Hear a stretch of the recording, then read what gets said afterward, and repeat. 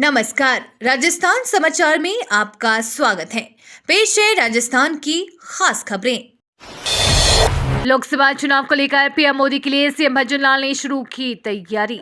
ये एक पहल है जो प्रदेश सरकार ने लोकसभा के चुनाव से पहले किया है। इसके बाद इसकी सुनवाई बीजेपी कार्यालय में की जाएगी। सीएम ने इस बैठक में उपस्थित सभी मंत्रीगणों से कहा कि लोकसभा चुनाव से पहले घोषणा पत्र के 40% वादे पूरे किए जाएंगे। बता दें, लोकसभा चुनाव को लेकर बीजेपी की कार्य समिति की बैठक का कल दूसरा दिन था। जन सुनवाई का 3 महीने का कार्यक्रम सरकार ने लोकसभा के चुनाव से पहले 3 महीने का कार्यक्रम तय किया है। इसमें मंत्री जनता से मिलकर उनकी समस्याएं सुनेंगे। बता दें, इससे पहले पूर्ववर्ती गहलोत सरकार ने कांग्रेस कार्यालय में जन सुनवाई कार्यक्रम आयोजित किया था। राम भक्ति में झूमेगा राजस्थान। राजस्थान सरकार ने जारी किए गए एक आदेश के माध्यम से 22 जनवरी को अयोध्या में होने वाले राम मंदिर प्राण प्रतिष्ठा कार्यक्रम को प्रदेश में सेलिब्रेट करने का आदेश दिया है। इस अवसर पर राजस्थान के सभी मंदिरों को सजाने और साफ सफाई करने के लिए निर्देश जारी किए गए हैं। सरकारी आदेश के अनुसार राजस्थान के समस्त मंदिरों में सफाई करने, विशेष सजावट और रोशनी से जगमग करने के साथ मिट्टी या गाय के गोबर से बने दीपक जलाने के आदेश दिए गए हैं। राजस्थान के शहर से होगा रामलला खेमाभिषेक। 125 किलो शहद के साथ अयोध्या के लिए रवाना हुआ रथ। राजस्थान के शहर से अयोध्या में रामलला का अभिषेक किया जाएगा। अलवर जिला के सरिस्का के जंगल के फूलों के रस से शहद तैयार किया गया है, जिसे शनिवार को अयोध्या के लिए रवाना किया गया। इस ऐतिहासिक पल के लिए करीब 3 सालों तक शहद जमा करने का काम चला। 125 किलो शहद के साथ अलवर से रवाना हुआ रथ 14 जनवरी को अयोध्या पहुंचेगा। अयोध्या रवाना करने से पहले वेंकटेश्वर बालाजी मंदिर में शहद की पूजा की गई है। इसके बाद जगन्नाथ मंदिर में भी एक अनुष्ठान के बाद शहद राम धाम के लिए रवाना किया गया। राजस्थान बोर्ड 10वीं 12वीं का टाइम टेबल जारी। माध्यमिक शिक्षा बोर्ड से बड़ी खबर है। दरअसल माध्यमिक शिक्षा बोर्ड की मुख्य परीक्षा 2024 का टाइम टेबल जारी कर दिया गया है। कक्षा 10वीं और 12वीं की बोर्ड परीक्षा कार्यक्रम जारी कर दिया है। 12वीं बोर्ड की परीक्षा 29 फरवरी से शुरू होगी, वहीं 10वीं बोर्ड की परीक्षा 7 मार्च से शुरू होगी। 2730 पदों पर भर्ती के लिए जारी हुआ स्केड्यूल। राजस्थान अधीनस्थ मंत्री स्तरीय सेवा चयन बोर्ड ने एक महत्वपूर्ण सूचना जारी की है। दरअसल RSMSSB ने सूचना सहायक 2023 के पद के लिए एग्जाम स्केड्यूल जारी कर दिया है। स्केड्यूल के मुताबिक इस परीक्षा का आयोजन 21 जनवरी 2023 को सुबह 10 बजे से दोपहर 1 बजे तक आयोजित की जाएगी। परीक्षा में शामिल होने वाले उम्मीदवारों का अंतिम चयन लिखित परीक्षा, टाइपिंग टेस्ट और डॉक्यूमेंट वेरिफिकेशन के जरिए होगा। मुस्लिम राष्ट्रीय मंच के संयोजक इंद्रेश कुमार की ओर से दरगाह में हुई चादर पेश। सूफी संत ख्वाजा मोइनुद्दीन हसन चिश्ती की दरगाह में आम और खास की ओर से चादर पेश करने का सिलसिला जारी है। शनिवार को मुस्लिम राष्ट्रीय मंच के संयोजक इंद्रेश कुमार की ओर से दरगाह में चादर पेश की गई। चादर पेश करने आए मुस्लिम राष्ट्रीय मंच के पदाधिकारी दरगाह में अखंड बात और कौमी एकता के लिए दुआ मांगी। मुस्लिम राष्ट्रीय मंच के संयोजक इंद्रेश कुमार की ओर से शनिवार को चादर लेकर दिल्ली के मंच के पदाधिकारियों का दल अजमेर ख्वाजा गरीब नवाज की दरगाह में पहुंचा। राजस्थान में मकर संक्रांति पर 6 जिलों में छाया रहेगा घना कोहरा। राजस्थान के मौसम में चल रहा बदलाव का दौर आज भी जारी रहेगा। मौसम विभाग के मुताबिक मकर संक्रांति पर रविवार को राजस्थान में करीब आधा दर्जन जिलों में सुबह के समय घना कोहरा छाया रहेगा, जबकि शेखावाटी इलाके में शीतलहर चलने की संभावना है। राहत की बात यह है कि राजधानी जयपुर दिन में धूप खिलने की संभावना है। इससे जयपुर वासी पतंगबाजी कर सकेंगे, लेकिन हवा की स्पीड 10 से 16 किलोमीटर प्रति घंटा की ही संभावना रहने वाली है। देश में रिंग रोड की तर्ज पर अब बड़े शहरों के चारों ओर बिछेगा रेलवे ट्रैक। बड़े शहरों में ट्रैफिक का दबाव कम करने के लिए सरकार द्वारा रिंग रोड का निर्माण कराया जाता है, ताकि भारी वाहनों को शहरी क्षेत्रों में प्रवेश नहीं करना पड़े।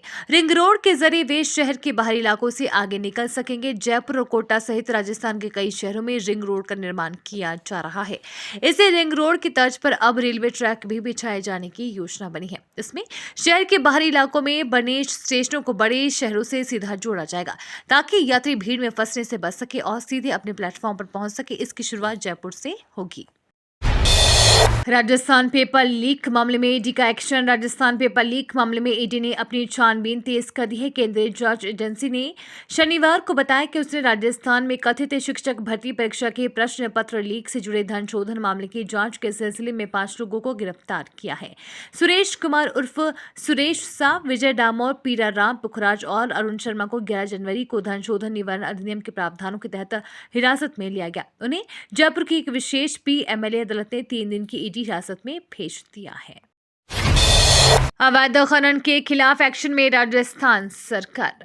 राजस्थान में नई सरकार बनने के बाद से ही कई बड़े फैसले लिए जा रहे हैं। अब राजस्थान की भजनलाल सरकार प्रदेश में अवैध खनन के खिलाफ एक्शन में नजर आ रही है। इस दौरान राजस्थान सरकार ने अवैध खनन पर लगाम लगाने के लिए एक विशेष अभियान चलाने जा रही है। सरकार ये अभियान 15 जनवरी से शुरू करेगी और अभियान 31 जनवरी तक लगातार जारी रहेगा। अवैध खनन करते हुए पकड़े जाने पर राजस्थान के मुख्यमंत्री भजनलाल शर्मा की तरफ से बड़ी कार्रवाई का निर्देश दिया गया है।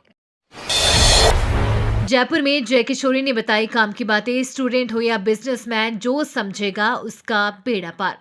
देश के विख्यात मोटिवेशनल स्पीकर जय किशोरी इन दिनों जयपुर में हैं। भारतीय सीए संस्थान की ओर से आयोजित नेशनल कॉन्फ्रेंस में शामिल होने के लिए शनिवार को बिरला ऑडिटोरियम पहुंची। सीए संस्थान से जुड़े देश भर के 27 सदस्य इस कॉन्फ्रेंस में शामिल हुए। जय किशोरी ने कहा कि फील्ड चाहे कोई भी हो, सक्सेस होने का मंत्र एक ही होता है, टाइम मैनेजमेंट। उन्होंने कहा कि आप चाहे कोई भी काम करो, लेकिन पर्सनल और प्रोफेशनल लाइफ में टाइम मैनेजमेंट रखना चाहिए। अगर ये बिगड़ गई तो कामयाबी हाथ से निकल जाती है। यानी आप स्टूडेंट हो या बिजनेसमैन हो या सर्विस क्लास कामकाजी व्यक्ति, जय किशोरी के अनुसार टाइम मैनेजमेंट सुधार किया तो आपका जीवन बदल सकता है। अजमेर में पीएम मोदी की 14,812वें उर्स में पेश। राजस्थान के अजमेर में ख्वाजा गरीब नवाज का 812वां उर्स का आगाज हो चुका है। उर्स के दूसरे दिन देश के प्रधानमंत्री नरेंद्र मोदी की ओर से ख्वाजा गरीब नवाज की मजार पर चादर पेश की गई। प्रधानमंत्री ने ये चादर दिल्ली में भाजपा अल्पसंख्यक मोर्चे के राष्ट्रीय अध्यक्ष जमाल सिद्दीकी को सौंपी थी। शनिवार को जमाल सिद्दीकी प्रधानमंत्री नरेंद्र मोदी की ओर से ख्वाजा गरीब नवाज की दरगाह के लिए भेजी गई मखमली चादर लेकर अजमेर पहुंचे। सर्किट हाउस में अल्पसंख्यक मोर्चे के स्थानीय पदाधिकारी का स्वागत किया। जमाल सिद्दीकी पीएम की चादर लेकर दरगाह पहुंचे। कोटा में पतंगों का बाजार सजा। मकर संक्रांति पर भी राजनीति दल और मोदी का असर। मकर संक्रांति का महापर्व पर राजनीतिक दलों का प्रभाव देखने में आ रहा है। कोटा में पतंग के बाजार सज गए हैं। दुकान रंग बिरंगी पतंग से अटी पड़ी है। खरीदार दुकानों पर पहुंच रहे हैं और त्योहार को लेकर गजब का उत्साह नजर आ रहा है। खास बात यह है कि पतंग की दुकान पर इस बार पीएम नरेंद्र मोदी की तस्वीर के साथ दुनिया की सबसे बड़ी राजनीति पार्टी और डबल इंजन की सरकार वाली पतंग भी बिकने को आई है। इस बार 14 और 15 जनवरी को 2 दिन तक मकर संक्रांति का पर्व मनाया जा रहा है। राम को नहीं मानना संविधान का अपमान है, बोले जगदीप धनखड़। राजस्थान के दौरे पर आए उपराष्ट्रपति जगदीप धनखड़ ने कहा कि राष्ट्रहित को राजनीतिक चश्मे से नहीं देखा जाना चाहिए। संविधान में भी राम मंदिर का जिक्र है। जो लोग राम को नहीं मानते हैं वो संविधान का भी अपमान कर रहे हैं। जगदीप धनखड़ ने इस दौरान सीएम भजनलाल शर्मा की भी जमकर तारीफ की और गहलोत सरकार के दौरान एक हेलीकॉप्टर नहीं उतरने का किस्सा भी सुनाया। बड़ा झटका, 5 से 10% बढ़ेगी कीमत। जियो एयरटेल के करोड़ों यूजर्स को बड़ा झटका लगने वाला है। एक रिपोर्ट के अनुसार रिलायंस व एयरटेल कंपनी अपनी 5G इंटरनेट सर्विस के लिए 4G के मुकाबले 5 से 10% ज्यादा चार्ज करेगी। नए चार्जेस सितंबर से लागू होने की संभावना है। माना जा रहा है कि कंपनियां 5G के लिए हो रहे इन्वेस्टमेंट और ज्यादा कस्टमर एक्विजिशन कॉस्ट के बीच अपनी रेस को बेहतर करना चाहती है, इसलिए इंटरनेट चार्जेस बढ़ाए जाएंगे।